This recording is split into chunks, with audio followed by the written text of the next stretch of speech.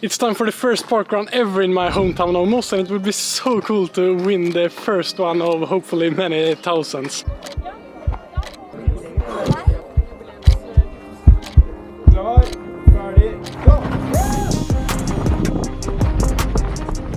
Right from the start, this 17-year-old runner Anders takes the lead, and I head out in second position. He's actually one of the talented orienteering runners I'm coaching in the local club in Moss.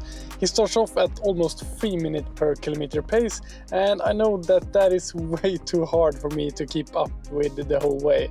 But I think he will have a hard time keeping that pace as well, and I don't want to give him a gap right from the start. So I decide to stick to his back and hope he slows down a bit.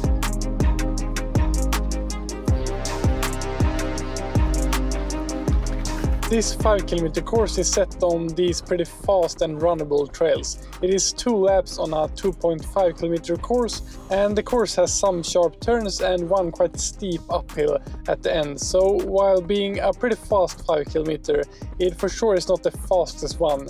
And with my current shape, I thought before the start that I might be able to average a pace of 3:30 per kilometer, which would give me a finishing time of 17 minutes and 30 seconds. Based on this, I'm happy seeing that Anders slows down the pace a bit, because if it's one thing you don't want to do in a 5k, it is to start off too hard, and all the best 5ks I have ran has been a negative split, meaning I run the second half faster than the first one. And this is of course what I aim to do in this park run as well.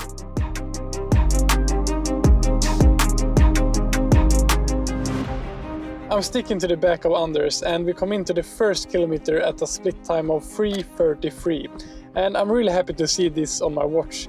And here we're running in a slight downhill through this beautiful forest, and I'm feeling really good so far. I get so eager that I almost decide to take the lead and turn up the pace, but since Anders runs so close to my goal opening pace, I force myself to stay calm and stick to his back, since I haven't ran a shorter race like this in almost a year, and my training hasn't been optimal. I'm really uncertain of my shape, so I don't want to take any risk increasing the pace too much too early in the race. So at this stage I just try to save as much energy as possible and stay relaxed in my running.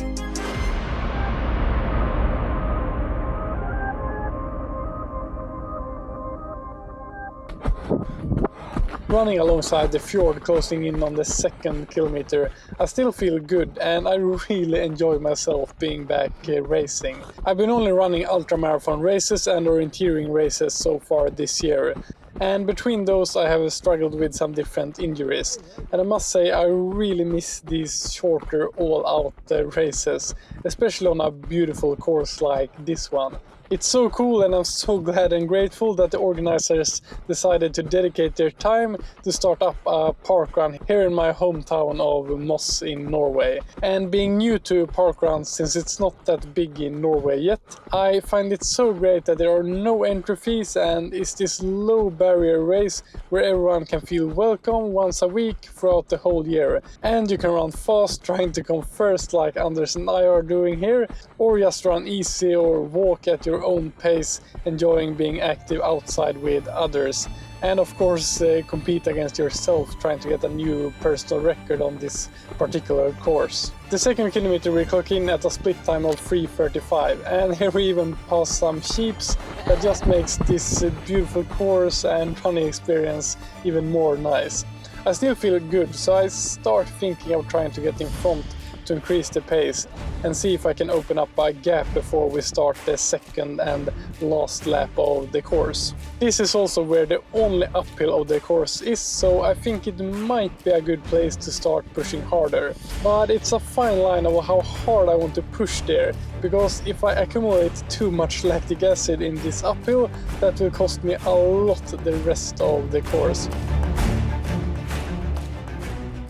But I still decide to move up right to the side of Anders and slowly increase the pace.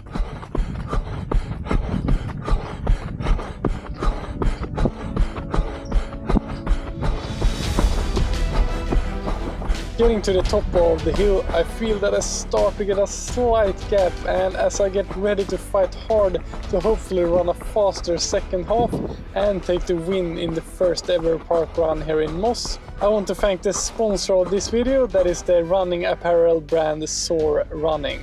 As you can see, during this race I wore a Soar race vest and the Soar race shorts. I've been using Soar running clothes on all my runs in the last couple of months, and they are by far the most comfortable running clothes I've ever used.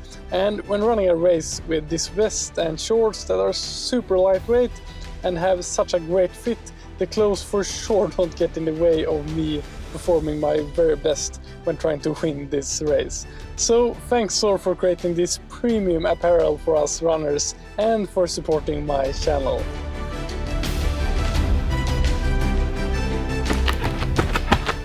My third kilometer split is 3:38, which I'm pretty happy with considering that this kilometer included that uphill section.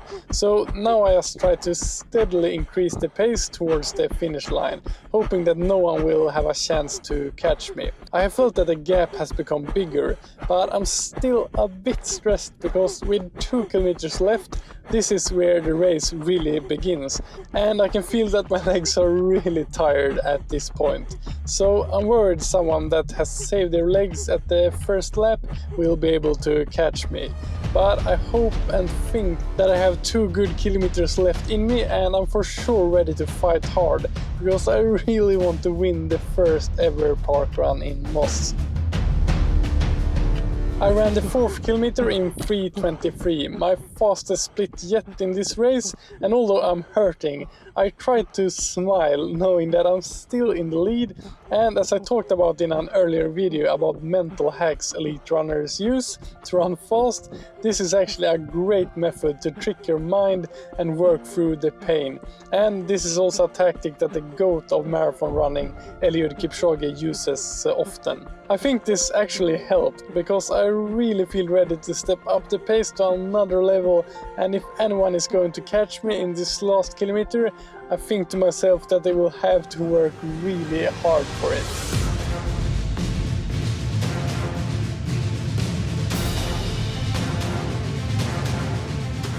Unsure of how big my gap is at this point, I just push with everything I got up the last hill. It's so nice getting to push hard in a race like this again, and getting up to the last bit to the finish line. It's hard trying to sprint after running up that hill, but I give it everything I got to the finish line, and I'm really happy to finish and take the win in a time of 17 minutes and 13 seconds. Thanks again to Soar for making great running apparel and for supporting this channel. There's a link in the description to see all their clothes.